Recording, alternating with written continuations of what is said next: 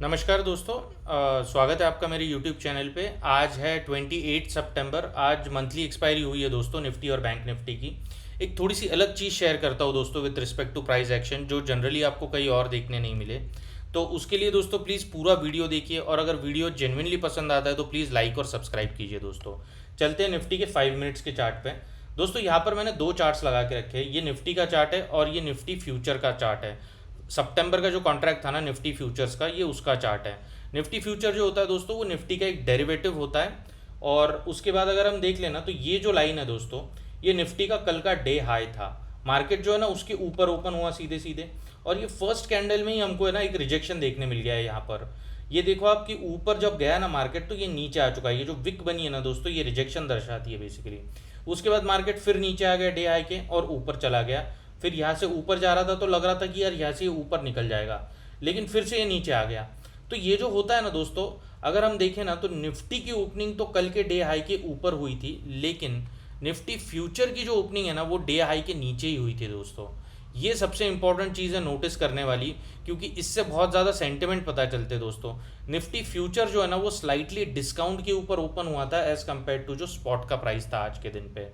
तो उससे क्या होता है ना, अगर हमको लगता है कि नहीं यार ये तो थोड़ा सा डे हाई के ऊपर चला गया है निफ्टी, तो हम यहाँ पर बाय कर सकते हैं। अब ये रेजिस्टेंस क्रॉस हो चुका है, लेकिन निफ्टी फ्यूचर जो था ना वो डे हाई के नीचे ही ट्रेड कर रहा था, और उसने एक ही बार टेस्ट किया बस ओपनिंग के टाइम पे कल के डे हाई को।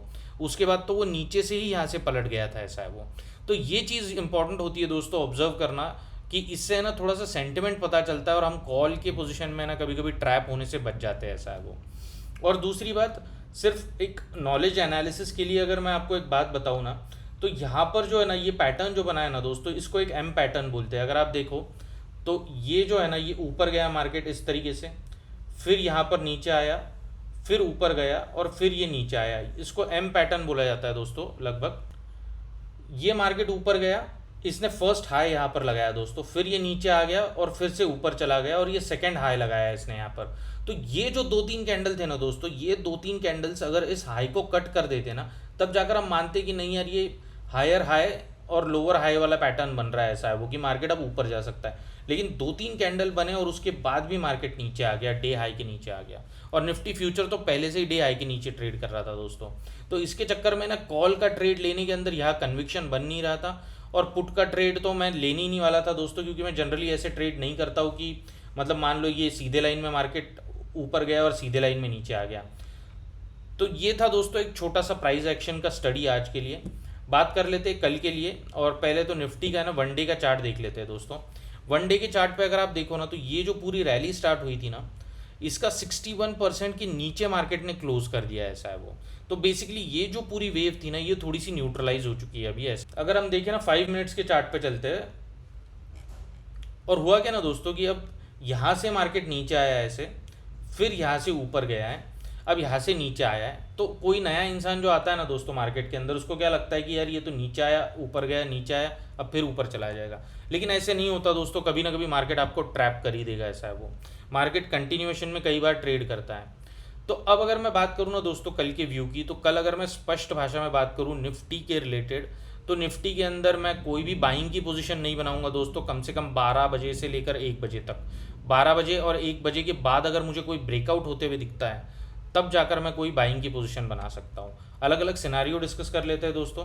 तो अगर आप देखो ना दोस्तों, तो ये पहले एक सपोर्ट था, ये जो लाइन बनी हुई थी निफ्टी की, लेकिन अब मार्केट ने इसको नीचे क्रॉस कर दिया है। तो ये एज अ रेजिस्टेंस एक्ट कर सकता है जब मार्केट फ्लैट ओपन होगा तब। अगर मार्केट फ्लैट ओपन होता है और सीधे नीचे चलने लग जाता है ना दोस्तों, तो यहाँ पर एक पुट की पोजीशन बन सकती है। लेकिन अगर वो फिर से डे लो के पास सपोर्ट लेकर अगर घूम के पूरा आने की कोशिश करे यहाँ तक, तो इस केस में है ना दोस्तों, ब्रेक इवन पे एग्जिट कर जाना ये बहुत समझदारी वाली बात होगी, क्योंकि इस ट्रेड के अंदर एक बार प्रॉफिट होने के बाद फिर से लॉस लेना ये कोई समझदारी वाली बात नहीं होती दोस्तों। उसके बाद अगर मार्केट सीधा गैप डाउन भी खुलता है, तो एक नीचे की छोटी सी मूव दिख सकती है, तो हमें नीचे एक छोटी सी मूव आ सकती है।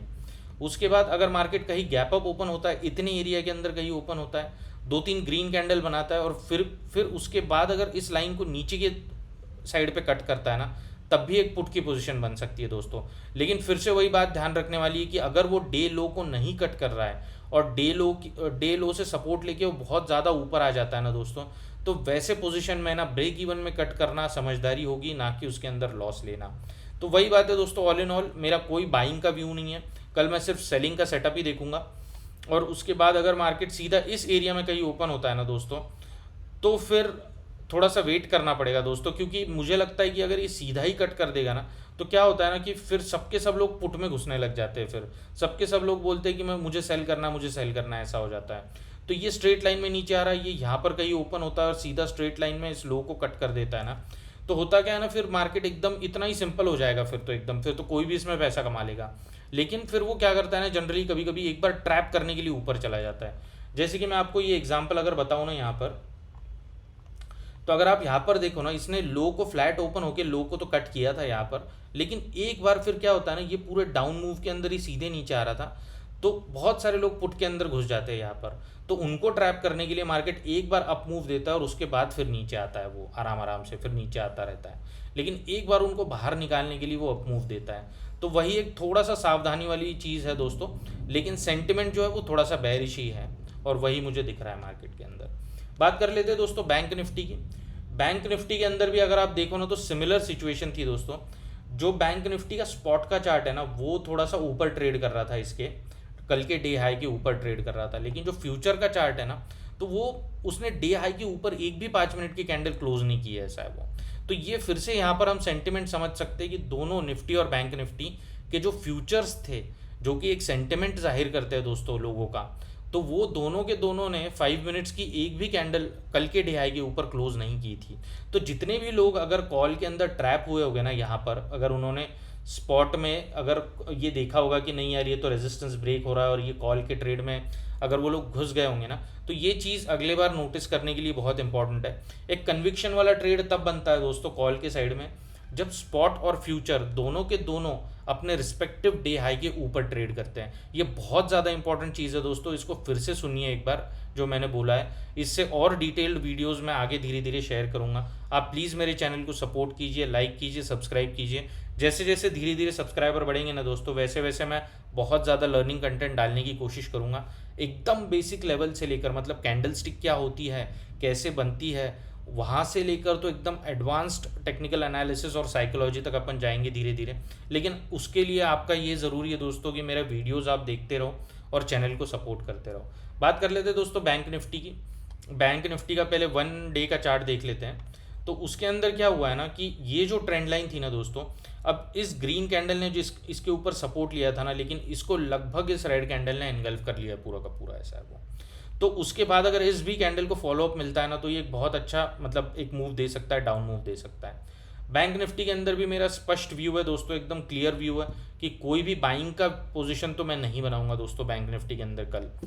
उसके बाद अगर मार्केट फ्लैट ओपन होता है ना, फ्लैट ओपन होकर नीचे चलने लग जाता है, तो एक बार मुझे लगता है वो यहाँ पर सपोर्ट लेगा दोस्तों। एक बार सपोर्ट लेके लोगों को ट्रैप करेगा, ट्रैप करके ऊपर जाएगा, ऊपर जाकर फिर मान लो इस ट्रेंड लाइन के ऊपर या यहाँ पर कहीं रेजिस्टेंस लेता है, और उसके बाद अगर नीचे मारता है ना, तो फिर जाके एक डाउन मूव आ सकती है दोस्तों। अगर मार्केट यहाँ पर कहीं गैप अप ओपन हो जाता है इतने एरिया के अंदर, तो दोस्तों मुझे लगता है फिर वो पूरा दिन ऐसे कंसोलिडेट करता रहेगा जब तक वो इस डे लो को कट नहीं करता। डे लो को कट करने के बाद भी यहाँ पर एक सपोर्ट है दोस्तों, तो इस सपोर्ट का भी हमें ध्यान रखना पड़ेगा। जब तक ये वाला सपोर्ट है ना डिसाइसिवली क्रॉस नहीं होता नीचे के साइड पे, तब तक हमें कोई अच्छी मूव नहीं मिल सकती दोस्तों। मान लो मार्केट गैप डाउन ओपन होता है, सीधा इस एरिया के अंदर कहीं ओपन होता है, और जब तक इस सपोर्ट को क्रॉस नहीं करता है, मतलब एक डिसाइसिव कैंडल की क्लोजिंग नहीं होती दोस्तों इसके नीचे, तब तक एक डाउन मूव नहीं आएगी। और वही बात है कि मेरा बाइंग का कोई भी व्यू नहीं है दोस्तों इसके अंदर। तो ऐसी वीडियोस के लिए दोस्तों प्लीज़ मेरे चैनल को लाइक कीजिए, फॉलो कीजिए और सब्सक्राइब कीजिए। Thank you so much.